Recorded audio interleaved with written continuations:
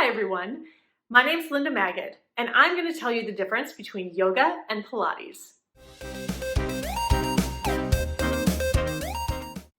How are yoga and Pilates similar? Well, they both fall under the mind-body formats. They both take place on a mat. Mostly, I'll get into that in a little bit on how they're different, but mat Pilates specifically takes place on a mat, as you can imagine. If they use weights, the weights will typically be very small, and the way they use equipment is quite similar. In Pilates, you use equipment sometimes to make something harder, but mostly you use equipment to make you better at the move. So you'll do an exercise or a move with weights, and then you put the weights away and see if you've improved your form. In yoga, you have maybe a block that if you can't reach the floor and you're bending forward or bending to the sides, you can use a block under your hand to support you so you can improve your form while not possibly hurting yourself by overstretching or causing issues with your balance. Blankets are also used to support your form. So typically that's how equipment is used in both of those formats.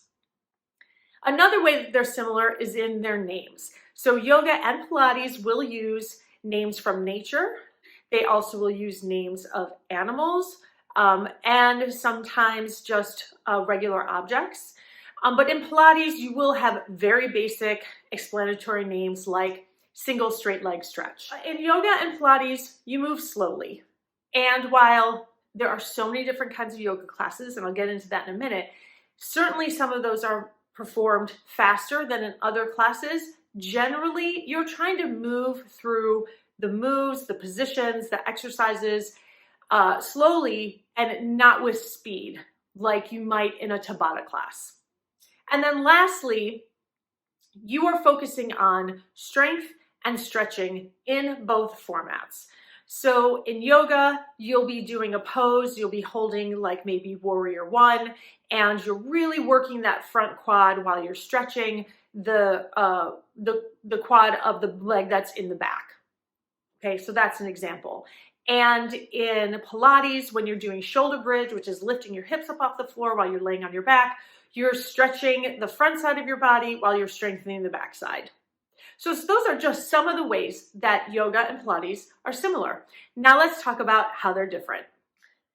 Yoga has many different styles. You can do vinyasa, ashtanga, Bikram, hot yoga, restorative yoga, and that's just a very short list. There are many different kinds, and they all use the yoga philosophy and the yoga positions, but in different ways. And the best way to find out what is your favorite is to just go and experience them. In Pilates, there are basically two different kinds, classical and contemporary. Classical Pilates uses Joseph Pilates, who's the creator of the format. They use his moves only, and it also focuses on a very particular spine position called a scoop and an imprint. And it is a way to brace the core as you do the moves.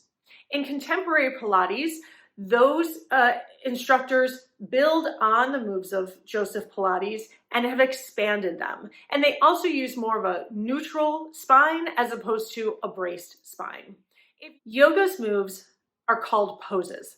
And in many of the formats, you have a pose and then you move to or flow to another pose, and then you flow to another pose, and you may have 5 or 6 poses in the beginning, and then as the class moves on, the instructor keeps adding poses, making the flow longer and longer. And that's one way that it can get really hard.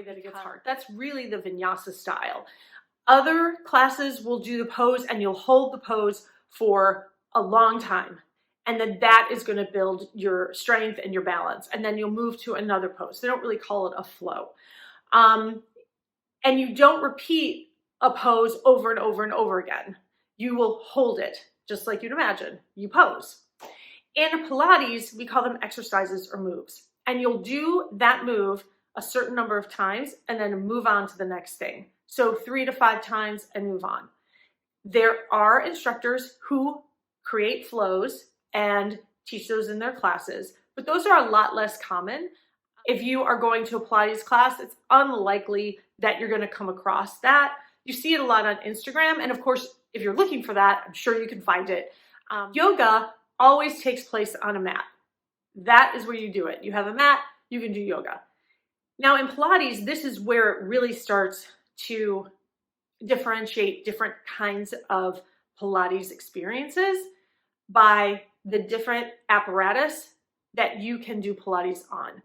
Joseph Pilates created not just the reformer, but also he created something called a Cadillac, which is almost like a jungle gym for Pilates.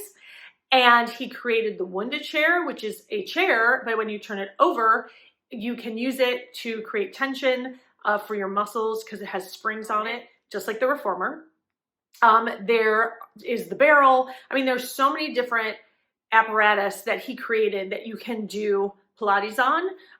And you don't have to, you can always just do it on the mat, but we have these pieces of equipment that you can do Pilates on, unlike yoga, which takes place on a mat. I'm now going to show you the difference.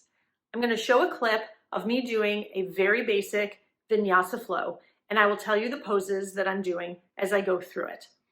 Then I'm going to show you the Pilates series of 5. It's 5 exercises. We do each one 5 times, and it is a very highly intensive core workout. And I hope that you really can see the difference between the two.